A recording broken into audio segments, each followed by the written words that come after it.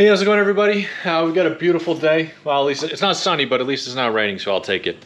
I figured it'd be a great opportunity to talk about some of the things with the Tesla. So sit back, relax. You guys are watching the Tall Tesla Guy.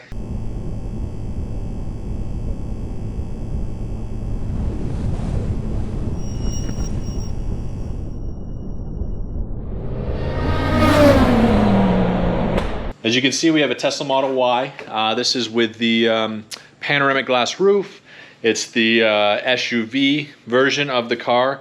Shares about 80% of the same parts as a Model 3, but it's got a little bit more space inside. The seats are raised up a little bit. I can kind of show you that.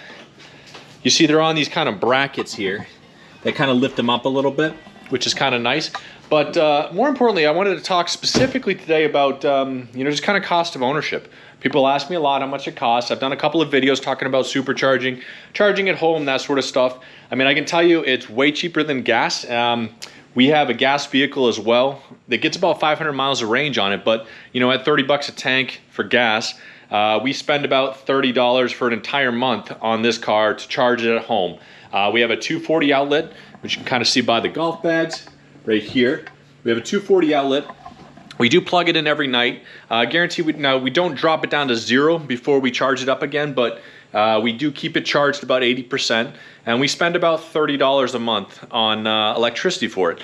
Now, we did use superchargers, and we did pay for the superchargers at that. To go from about 12% to about 80%, it costs $7.42. So the cost of superchargers, I know that varies depending on where you are, the time of day, that sort of stuff. We were in Michigan even when we did it, normal time of day. It was actually a pretty full supercharger. There were 6 or 7 other cars there at the time, but it cost us about $7.45, which wasn't crazy or anything like that. And it was more than comparable for what we were trying to do. So, outside of that, you can buy accessories for the car. I mean, I'm going to do a video talking about some of the accessories, but assuming you don't spend thousands of dollars on accessories or mods for your car, you just go with what you normally get. Now, we did do certain things to the car, and we buy another one. We're going to do it again. We ceramic coated the car itself, and that certainly comes with a cost. And we did that really to protect the paint a little bit, but also to help the water kind of run off it, the mud run off it, the rain, that sort of thing. We also tinted the windows. Now you can kind of see that here.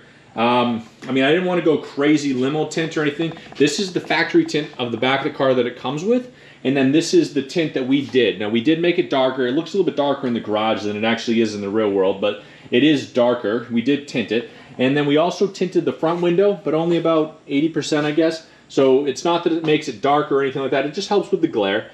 And then we put PPF on it, right? So the PPF actually covers this entire front of the car itself. Hood, front, right and left quarter panels, or whatever they're called. The lights, the back of the mirror. And then we also did the back to help protect against the dog when he jumps in the car. So little things like that you can certainly add to the car, but they're by no means necessary. So you don't have to do it, right? We just wanted to protect the car as much as possible and give ourselves that kind of seamless ownership experience. So we added all that stuff, which certainly adds to the price tag. I mean, you can spend upwards of $3,000, $4,000, $5,000, $6,000 just for PPF, ceramic and tint and everything like that. No, we didn't spend that much, but we did, it certainly did add to the cost. When you buy a Tesla, you have to pay a destination fee. Now, that's nothing unique to Tesla. You have to pay that anytime you buy any type of car. But with Tesla, it's kind of added in afterwards, which was a little bit of a surprise. Certainly taxes there. Nothing you can do about taxes, death and taxes kind of thing. But, that adds to it as well. But then, a couple of things. So you don't buy accessories, you don't tint, you don't PPF, you don't do any of that stuff. I would say that a couple things to keep in mind: how much you're going to spend to charge it, whether you charge it at home or you have to go to superchargers all the time. But that's like buying gas. And then on the other side is tires, right? So our car is actually just under a year old. We're about a couple weeks away from a year. And we have about 11,000 miles on it. Brand new tires when we bought them, right? We have the 19-inch Gemini wheels, or we didn't get the fancy 20s. We don't have the performance or anything like that. I also don't race people in the car. I can't say I never zip out. It's hard to, not kind of gravitate towards that acceleration that you get with a Tesla. But I don't race people. I'm driving my wife and my family in the car, so I drive more conservative than I normally would anyway.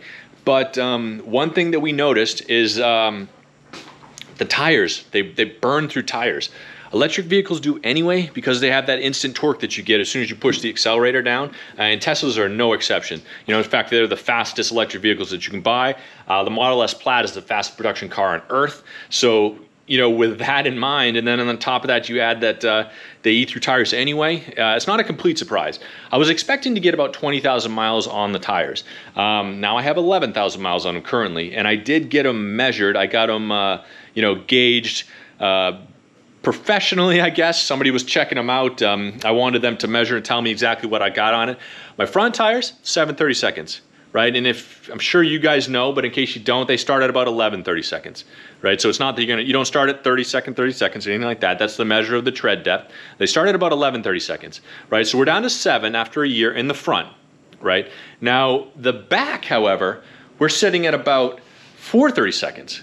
Now the first thing you're going to say is you should have rotated the tires, and I absolutely agree. I should have rotated the tires, and I was planning on it. However, I was planning on doing it at about 15,000 miles. I don't rotate my tires on my gas vehicle often. I usually do it about 10, 15, 20,000 miles maybe, more likely 20.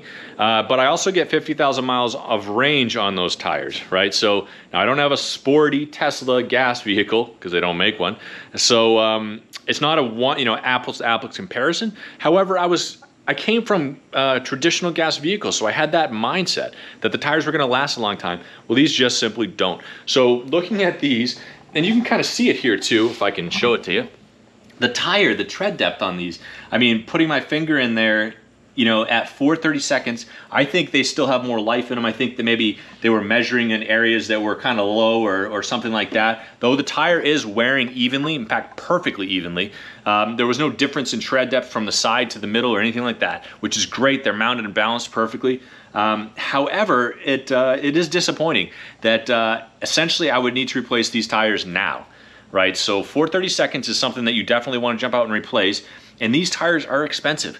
We had a flat tire already. Sorry, we ran over a nail. It was our fault, not Tesla's, but got a nail in the tire nonetheless, got it flat, went to Tesla, got it fixed. They gave us a loaner car. It took 2.5 weeks for no reason, but it cost $325. Now that's, you say to yourself, like, yeah, discount tire, Big O tire, Midas even sells tires. In the future, I probably won't go to Tesla for them, but I thought, hey, this is the first one, let's do it. And I can say that they're expensive, $1,200 plus for 4 tires on this car, right? So you get the performance version of the vehicle. It's got those 20-inch or 21-inch tires.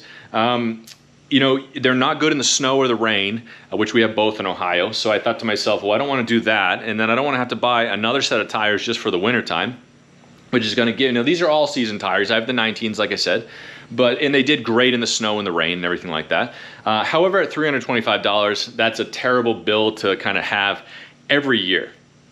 And in this case, with everything that happened last year, we probably drove less than we normally would. We probably get at least 15,000 miles a year on our car, which means that about every 8 months, I'm gonna have to replace these tires. So that's disappointing, but I can honestly say that it doesn't detract from the driving, the owning experience one bit. I mean, I would pay it tenfold over and over again if I had to, because it's so much fun to drive this vehicle. Most fun I've ever had driving a vehicle. However, I wish knowing going into this, I'd known a little bit about some of the kind of unforeseen expenses that might come up as I'm moving forward. But, let me know what you guys think. Maybe I'm just being foolish. I thought these tires should last longer than they do. They didn't, but nonetheless, I still love the car, love Teslas, love the experience, everything like that, like I said. Let me know your thoughts on that below. If I missed anything, if we should have added anything. I really appreciate you guys watching the video. I mean, I hope you guys have a fantastic day, week, month so far. Hit that like button, hit that subscribe, and I hope you guys stay safe out there. Thanks for watching, everybody.